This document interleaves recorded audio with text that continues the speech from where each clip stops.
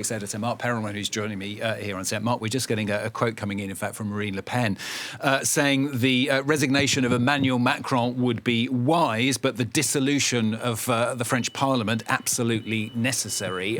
Not surprising comments there from Marine Le Pen, but it sort of echoes what Clovis was saying, doesn't it? Yes, exactly. I mean, the only political leader who has overtly and repeatedly called for Emmanuel Macron's resignation, is Jean-Luc Mélenchon from France Unbowed. He also again said there is a motion in Parliament to destitute Emmanuel Macron that was introduced by his party, and that's still there, and he's calling for other parties to join it.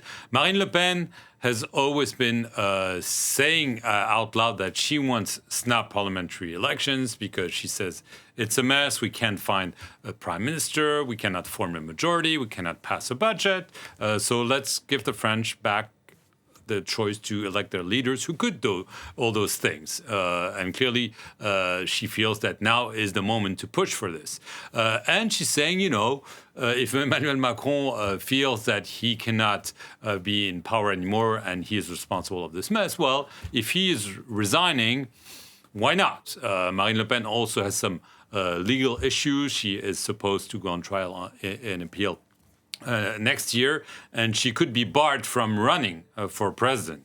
So there is also, obviously, this agenda that's maybe defining her position, and maybe early presidential election could favor her. But as Clovis clearly said, and he's right, Emmanuel Macron has repeatedly said, okay, there might be some problems, prime ministers, elections, and so on, but the presidential mandate is 5 years, and I will be there until the very end.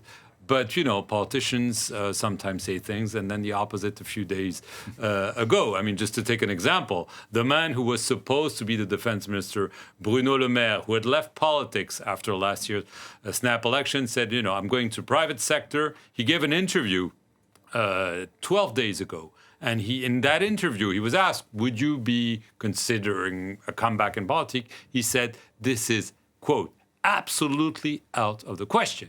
And 12 days later, he was to be appointed defense minister. So you have to be very, very careful. But I do think that Emmanuel Macron wants to avoid this political crisis to become a regime crisis. Because if he resigns, then that obviously changes things not only for him, but for the Fifth Republic, because this means that presidents are now going to be, in a way, responsible before public opinion or before parliament. That's supposed to be the prime minister. And so clearly it would probably add more problems in the future. What's likely to happen is that the president will have to speak because obviously he's tried prime ministers, Michel Barnier, François Bayrou, Sebastien Lecornu. They're lasting months, now even weeks. He's avoided doing that a lot recently, hasn't he? Yeah, he hasn't really. People have said, why have you not been speaking? He's been very vocal on Palestine, Ukraine, and so on. But obviously now the buck stops with him. So he'll probably speak and announce something. So either he could appoint a prime minister from the Socialist Party saying, okay, I failed. You try. Give it a shot. Try to form a majority, try to form a government, and try to pass a budget. And, we'll see. They clearly do not have a majority, and the Conservatives and the National Rally will probably be up in arms if this happens.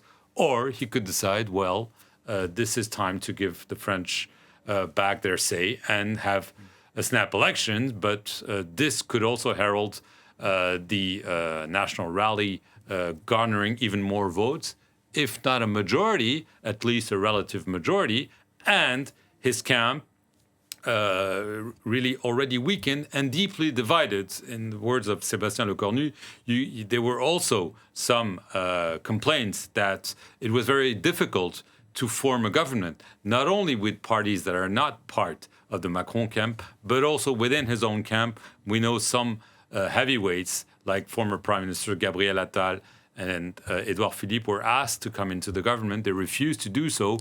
Why? Because they probably think the Titanic is about to sink and that there's no reason to jump on board.